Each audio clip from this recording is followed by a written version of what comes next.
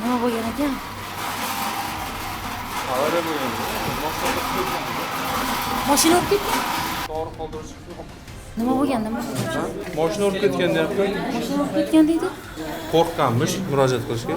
Keyin og'riq kuchaygandan keyin murojaat qilib skoriy olib kelyapti. Hozir tekshiruv qilaylik.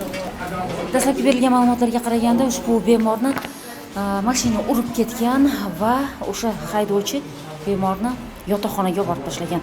Lekin bemor shifokor ko'rigiga muhtoj bo'lgan.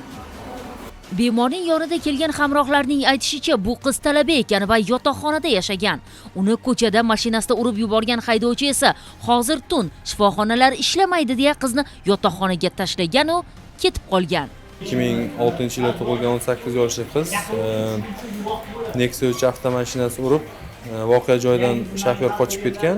Ko'rganimizda Do'ng'aza sohasida ozgina og'riq bor. To'liq tekshiruvlardan keyin nablюдениyaga, ya'ni nazoratga olindi. Yumshoq to'qimalar lateyish tashxisi qo'yildi. Lekin qizcha dodvoy qilyotdi-da, voy qilib yotdi qiz. Tan jarohati olganda juda ham qo'rqib ketgan, kuchli stress holatida edi. O'shaning uchun holati nevroz deymiz. Bunday holatda bemor nazoratga olindi. Endi bu talaba qizga yordam ko'rsatmay aldab qochib ketgan haydovchi tegishli tartibda javobgarlikka tortilishi ma'lum qilindi.